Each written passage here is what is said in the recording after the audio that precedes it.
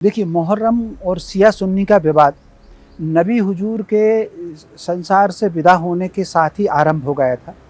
मोटे तौर पर नबी हुजूर की एक बेटी थी फ़ातिमा बीबी। और कुछ लोग ये मानते हैं कि नबी हुजूर जो संदेश अल्लाह का लेकर के आए थे, उसको सही ढंग से अगर कोई संसार में भेज रही थी लोगों के बीच में, तो वो फ़ातिमा बीबी भेज रही थी। लेकिन नबी हुजूर के बाद जो खलीफा का पद हुआ, कुछ लोगों को लगा कि खलीफा सही शिक्षा दे रहे हैं, जो भी कुछ इस समय की परिस्थिति रही हो, लेकिन विवाद आरंभ हुआ। विवाद आरंभ हुआ तो एक बड़े समूह ने सबसे पहले बीबी फातिमा पर हमला बोला। वो घर में थी, जब हमला हुआ तो वो शायद नमाज अदा कर रही थी। फिर बाद में वो किवाड़ के पीछे आकर के छुपी।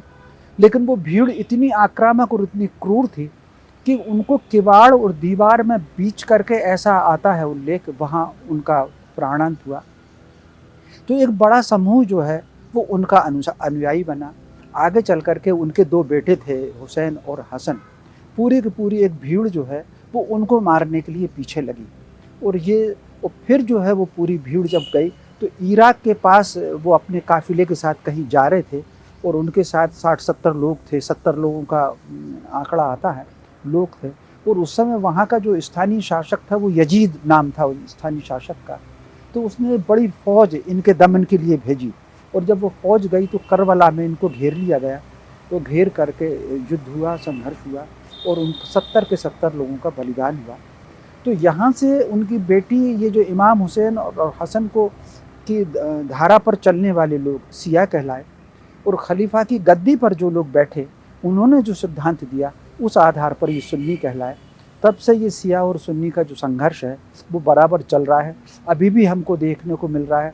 कल ही किसी घटना हमने किसी विदेश में देखी थी, वहाँ शियाओं का कोई कार्यक्रम चल रहा था तो बाहर उन्होंने गोलियाँ चलाई हैं, उसमें लोग मर गए हैं। पाकिस्तान में अक्सर शियाओं की मस्जिद में हम लोग सुनते हैं कि बम फिर। तो ये झगड़ा जो है वो बराबर उसमें चलता चला जा रहा है। और मुहर्रम का ये जो महीना है, ये खुद नबी हुजूर ने फरमाया था कि रमज़ान के बाद अगर जो कोई पवित्र महीना है तो ये मुहर्रम है। तो इसी मुहर्रम के महीने में वो इमाम हुसैन की और हसन की, उनके पूरे 70 साथियों की शहादत हुई। तो ये स्मरण के रूप में ये दिन भी पूरी दुनिया में इसको मनाते हैं। तो जो नबी हुजूर की बेटी थी बीबी फातिमा, वो और उनके पति अली, जो उनके पति अली थे, उनको ऐसा लगता था कि नबी हुजूर का जो सिद्धांत है मानवता का और भाईचारे का और शांति का, उस आधार पर हम चल रहे हैं। तो कहीं ना कहीं एक जो बारीक अंतर ये आता था कि जो लोग खलीफा बने उन्होंने एक टीम तैयार की कि किसी प्रकार से रूपांतरण करना चाहिए, तो बलपूर्वक भी कहीं कहीं धर्मांतरण हुआ है। इस बात को ये बलपूर्वक उपयोग करने के लिए अली हसन इस पक्ष में नहीं थे, जो भी उस समय का घटनाक्रम घटा। तो कुल मिलाकर के बड़ा समूह जो है वो उनको तैयार हुआ, और तैयार होकर के पहले बीबी फातिमा की हत्या हुई और बाद में उनके दोनों बेटों की हत्या हुई करबला में। करबला इराक में है। और जब उनको पता चला कि यजीद की फ़ौज आ रही है तो वो इमाम हसन और हुसैन दोनों के दोनों करबला की ओर चले गए। और लेकिन सेना ने वहाँ जा कर के भी घेरा उनको। वहाँ जा कर के घेरा, 70 लोग थे उनके साथ में, और उसमें से कोई जीवित नहीं बचा। तो कुल मिलाकर के वो जो अमन और भाईचारे का संदेश है, शियाओं का ऐसा मानना है कि नबी हुजूर पूरी संसार को इस्लामिक नहीं बनाना चाहते थे, वो भाईचारे का संदेश देना चाहते थे, वो इंसानियत का संदेश देना चाहते थे। और उसमें उसका जो सिद्धांत, उसका वो जो उदाहरण देते हैं, वो इस बात का उदाहरण देते हैं कि जब नबी हुजूर का कहना था कि अगर पड़ोसी आपका भूखा भी अगर है, और वो भले ही इस्लामिक ना हो, भले ही मुसलमान ना हो, लेकिन उसकी भूख की आपको चिंता करना है। ऐसे उदाहरण नबी हुजूर के जीवन में थे। उनके यहाँ अगर भोजन बनता था, आसपास भूखों को सारा बढ़ जाता था, घर में बचता नहीं था। वो ये नहीं पूछा जाता था कि, तो नबी हुजूर मुसलमानियत पर जोर नहीं देते थे, वो इंसानियत पर जोर देते थे। शिया इसी बात पर जोर देते हैं कि इंसानियत होनी चाहिए। तो कहीं ना कहीं वो बहुत छोटे छोटे मतभेद हैं, उन छोटे मतभेदों के लिए लेकिन धाराएं दोनों शिया और सुन्नी की चल रही हैं। और शिया और सुन्नी की चल करके आज भी शियाओं की मस्जिद में आप देख रहे हैं, पाकिस्तान में अक्सर बम फूट जाते हैं। कल परसों ही कहीं घटना हुई है विदेश में, कहीं यूरोप के किसी देश में घटना हुई है, उसमें सियाओं का कार्यक्रम चल रहा था तो बाकायदा गोलियाँ चली, लोग मारे गए हैं उसमें। हालांकि वो नागरिक पाकिस्तान के थे, लेकिन मरने वाले उसमें सारे सिया थे। तो कुल मिलाकर के संघर्ष बराबर चल रहा है। और करबला का जो दिन होता है और वो जो दिन मुहर्रम निकलते हैं, ये वो दिन है जिस दिन शहादत हुई थी इमाम हुसैन की, और उनकी शहादत हुई थी। और उसकी स्मृति में आज भी सिया जो हैं उसको मनाते हैं।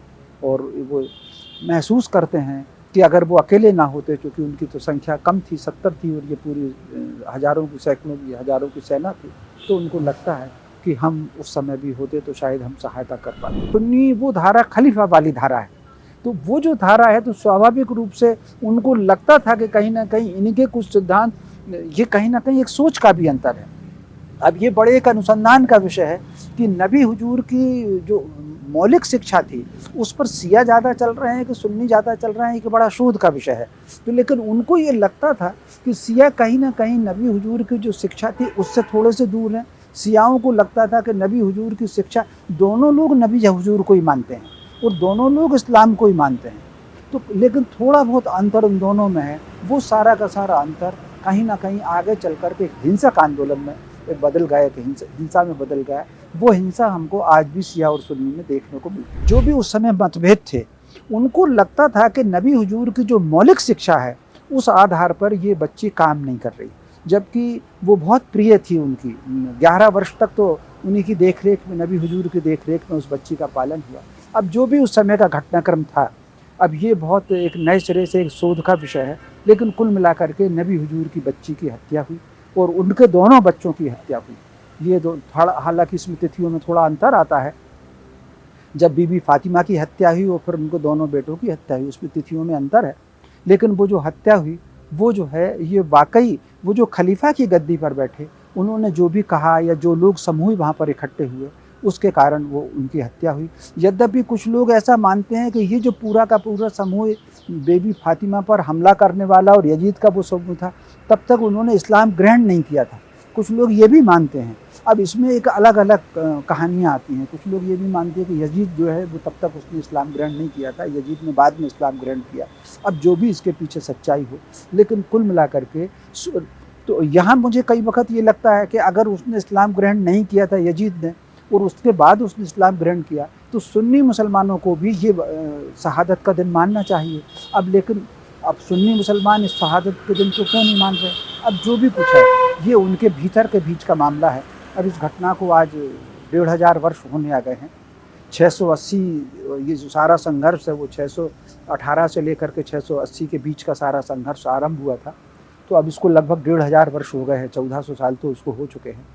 अब उस समय क्या परिस्थिति थी ये बहुत शोध का विषय है, लेकिन कुल मिलाकर के दोनों धाराएं बराबर हैं और हिंसक कहीं ना कहीं सुन्नी अपेक्षाकृत सियाओं पर हमला ज़्यादा करते हैं। भारत पर अगर देख लें तो भारत में जो पहला हमला मोहम्मद बिन कासिम का हुआ वो 712 में हुआ, तो वो भी लूट और धर्मांतरण और बलपूर्वक महिलाओं का अपहरण और बच्चों का अपहरण।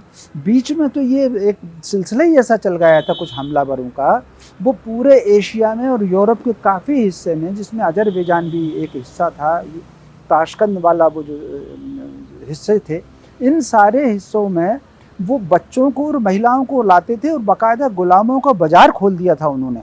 तो कुल मिलाकर के अब वो परंपरा जो चल रही थी वो चल रही थी। तो फिर अब कुछ लोगों ने ये कहा कि मतांतरण अगर कराएंगे और संख्या बढ़ाएंगे तो उसका शवाब मिलेगा। तो ये जो एक प्रचार है इस प्रकार का, वो कितना सत्य है तो वो तो भगवान जी जाने और जो लोग कहते हैं वो जाने, लेकिन इस आधार पर नौजवानों को बाकायदा एक पूरी दुनिया में कोई टीम है जो नौजवानों को इस काम के लिए प्रेरित कर रही है कि वो लव जिहाद का मामला करें, संपत्तियों पे करें, भूमि का कब्जा करें। अभी मैं कल परसों की खबर ही देख रहा था, विशालगढ़ किला जिसमें शिवाजी महाराज का किला था, कल या परसों की खबर थी, वहाँ मजार बन गया और उसको उन्होंने फैलाव कर दिया। तो ये जो इस तरह की घटनाएं हैं, भूमि पर विस्तार, अपनी जनसंख्या का विस्तार, अभी सबका अपना अपना सोच है, उस आधार पर वो विस्तार कर रहे हैं। तो ये जो अभी पूरी दुनिया में हम हिंसक वातावरण देख रहे हैं, आतंकवाद का वातावरण देख रहे हैं, इसमें आगे चल कर के कुछ कमी आएगी, इसकी संभावना मुझे कम दिखती है। क्योंकि अभी जो आतंकवादी जो नई घटनाएं हो रही हैं, पूरी दुनिया में जो नई घटनाएं हो रही हैं, कुछ आतंकवादी घटनाएं अमेरिका में भी घटी हैं, कुछ आतंकवादी घटनाएं फ्रांस में घटी हैं, भारत में तो निरंतर घटती हैं, पाकिस्तान में आतंकवादी घटनाएं घट रही हैं। ऐसा कोई देश नहीं है।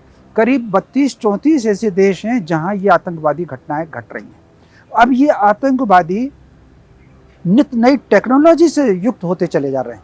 तो ऐसी स्थिति में भविष्य में इसमें कोई कम आएगी, इसमें मुझे संभावना इसमें कम दिख रही है। अब उसके कारण वो कुछ भी निकाल लें, मतलब उसको इस्लामिक गैर इस्लामिक निकाल लें, उसको शिया और सुन्नी निकाल लें, और उसको हिंदू और मुसलमान निकाल लें, उसको ईसाई और मुसलमान निकाल लें, कारण उसके कुछ भी निकाल लें, ना हो तो बीच में खालिस्तानी का ही मुद्दा आ गया, तो कारण उसमें कुछ भी आए, लेकिन ये हिंसक घटनाएं आगे आने वाली दुनिया में बढ़ने वाली है। इसके लिए शांति प्रिय लोगों को, जो भाईचारा पसंद करते हैं, उससे वो किस धर्म के हैं, क्योंकि हर धर्म भाईचारा सिखाता है। इस्लाम भी भाईचारा सिखाता है, ईसाई धर्म भी भाईचारा सिखाता है, और सनातन धर्म तो भाईचारे का है ही। वो तो पूरे विश्व को ही अपना परिवार और कुटुंब मानता है। सवेरे शाम तक तो वो नारे ही लगाते हैं कि विश्व का कल्याण हो, प्राणियों में सद्भावना हो। तो जो लोग शांति और सद्भाव के पक्षधर हैं, उनको एकत्र होकर के इस अगर किसी के मन में कोई धार्मिक धारा को लेकर के कोई सद्भाव आ रहा है, तटस्थता है, तो उसको त्याग करके आतंकवाद के लिए संसार भर के सभी धर्मों को और सभी शांति प्रिय लोगों को एक होना पड़ेगा, तभी मानवता को शांति मिल पाएगी। लगातार जुड़े रहने के लिए आयुध को सब्सक्राइब जरूर करें।